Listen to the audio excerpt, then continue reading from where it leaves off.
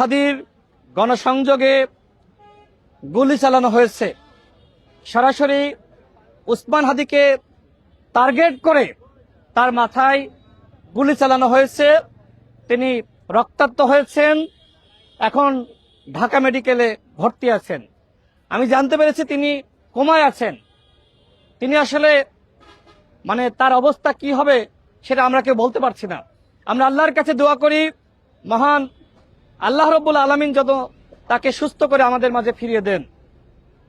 ঢাকা ৮ আসনের প্রার্থী উসমান হাদি, তিনি একজন বিপ্লবী। আমরা দেখেছি তিনি আওয়ামী ফ্যাসিবাদের বিরুদ্ধে কিভাবে অগ্রগণ্য ভূমিকা রেখেছেন। আমার কাছে মনে হয় যে আওয়ামী সোজা আপনি কষ্ট হবে ওনার কাছে দেন ভাই। ভাই আমার আনেজি লাগবে, দেন আপনার হয়ে ওনার কাছে দেন। আমার মাথায় প্রবলেম হয়েছে আর ওইভাবে ধরে থাকলে আমার বক্তব্য দিতে আনেজি লাগবে। দেন আমার কাছে দেন, সব ধরতে পারবে না? পারবো ভাই, আর দেন ভাই দেন। হ্যাঁ না, কারণ দললে খারাপ উনি পারবে না। আচ্ছা আবার আপনার বুঝতেছি নেন ওকে।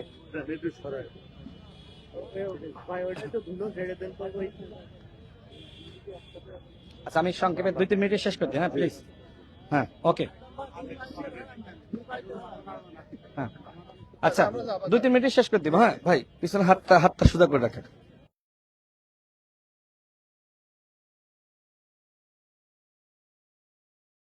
উসমান হাদিকে টার্গেট করে তার মাথায় গুলি চালানো হয়েছে। তিনি গুলিবিদ্ধ হয়েছেন, এই মুহূর্তে ঢাকা মেডিকেলে ভর্তি আছেন এবং আমি শুনেছি তিনি কোমায় আছেন, অর্থাৎ তার অবস্থা ভালো নয়। আমরা আল্লাহর কাছে দোয়া করি উসমান হাদি যাতে সুস্থ হয়ে আমাদের মাঝে ফিরে আসেন। আমরা দেখেছি আওয়ামী ফ্যাসিবাদের বিরুদ্ধে তিনি কিভাবে বলিষ্ঠ ভূমিকা রেখেছেন। আমার কাছে মনে হয় এই কারণেই তাকে টার্গেট করে এই ধরনের ঘটনা ঘটানো হয়েছে।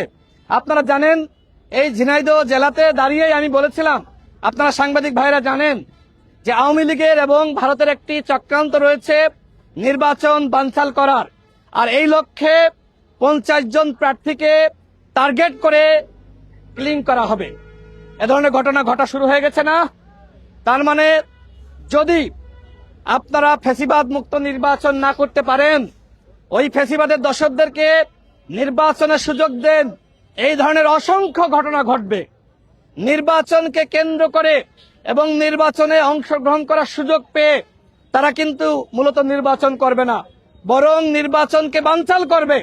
আজকে উসমান হাদিকে যেভাবে গুলি করা হয়েছে, আমি এখানে দাঁড়িয়ে কথা বলছি, আমাকেও তো টার্গেট করে গুলি করা হতে পারে না?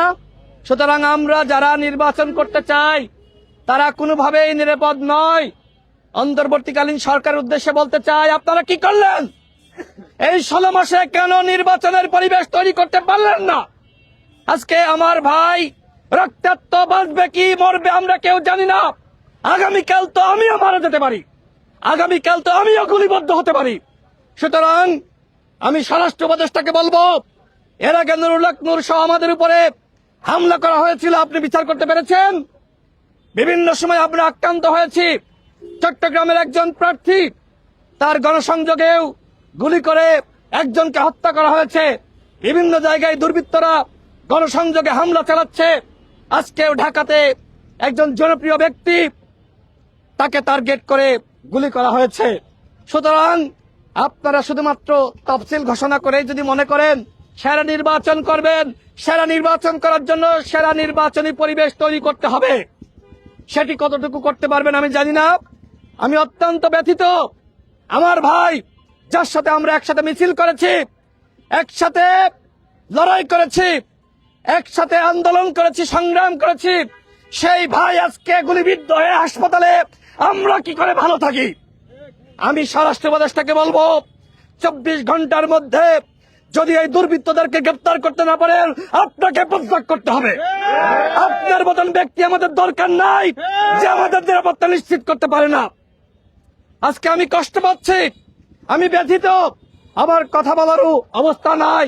তারপরে আপনাদের উদ্দেশ্যে বলছি যে এই নির্বাচন তখনই সুষ্ঠু হবে যখন প্রার্থীদের নিরাপত্তা এই সরকার নিশ্চিত করতে পারবে, এবং নির্বাচন কমিশন কঠোরভাবে ভূমিকা রাখতে পারবে। আমি বিচার দাবি করছি। যদি বিচার না হয় তাহলে কিন্তু এই ধরনের ঘটনা আরো ঘটবে। আর এই ঘটনা কেন ঘটানো হলো? মূলত আমাদেরকে ভয় দেখানোর জন্য। আমরা যাতে গণসংযোগে না যাই, আমরা যাতে সভা সমাবেশ না করি, আমরা যাতে ভয়ে ঘরে লুকিয়ে থাকি, আমরা যাতে মানুষের কাছে না যাই, ভয় দেখানোর জন্যই উসমান হাদিকে টার্গেট করে গুলি করা হয়েছে হত্যার উদ্দেশ্যে। এই ঘটনার বিচার আগামী 24 ঘন্টার মধ্যে হতে হবে। এই ঘটনার সাথে সম্পৃক্ত যারা, তাদেরকে গ্রেফতার করতে হবে। যদি এই ঘটনার বিচার হয়, যদি এই ঘটনাকে কেন্দ্র করে সরকার কঠোর হতে পারে, তাহলে কিন্তু আগামীতে এই ধরনের ঘটনা ঘটবে না। এবং আমি সরকারের উদ্দেশ্যে বলতে চাই, নির্বাচন কমিশনের উদ্দেশ্যে বলতে চাই, আপনারা তো আসলে মানুষের কাছে যান না। গ্রামগঞ্জের পরিবেশ কেমন আপনারা জানেন না। আপনারা নির্বাচনী পরিবেশ না তৈরি করতে পারলে, প্রার্থীদের নিরাপত্তা না দিতে পারলে কোনোভাবে সুষ্ঠু নির্বাচন হবে না। বরং নির্বাচন বানচাল করে আরেকটি ১১ সৃষ্টির পায়তারা যে চলছে, ওই পতিত স্বৈরাচার ওরা কিন্তু সফল হয়ে যাবে। আমি গণঅভ্যুত্থানের শক্তি, বিএনপি, গণ অধিকার পরিষদ, জামাত ইসলাম সহ প্রত্যেকটা দলের উদ্দেশ্যে বলতে চাই, আজকে উসমান হাদির অবস্থা দেখেন। আমরা যে বিভাজিত হয়ে পড়েছি, একজন আরেকজনের বিরুদ্ধে বক্তব্য দিচ্ছি, একজন আরেকজনের বিরুদ্ধে নিষেধাজ্ঞা করছি। আজকে আমাদের এই কামড়াকামড়ির কারণে ওই আওয়ামী ফ্যাসিবাদ তারা কিন্তু তাদের চক্রান্ত সফল করার সুযোগ পাচ্ছে। সুতরাং আমাদের সবাইকে একতাবদ্ধ থাকতে হবে। হ্যাঁ, নির্বাচন নিয়ে আমাদের ভিতরে প্রতিযোগিতা থাকবে। আমরা হয়তো গঠনমূলক সমালোচনা করতে পারি, কিন্তু আমরা যদি বিভক্ত হয়ে যাই, আমরা যদি একজন আরেকজনকে শত্রু মনে করি, সেক্ষেত্রে কিন্তু ওই পতিত স্বৈরাচার ওরা কিন্তু সফল হবে। ওদের মিশন মাত্র শুরু হয়েছে, গতকাল তফসিল ঘোষণা হয়েছে, আজ থেকে আওয়ামী লীগ কিলিং মিশন শুরু করেছে। এটি আমরা কোনোভাবেই সফল হতে দিব না। আমাদের সবাইকে একতাবদ্ধ হয়ে রাজপথে থাকতে হবে। আজকে আমরা ঝিনাইদহ জেলাতে আমরা সবাই একতাবদ্ধ হয়েছি।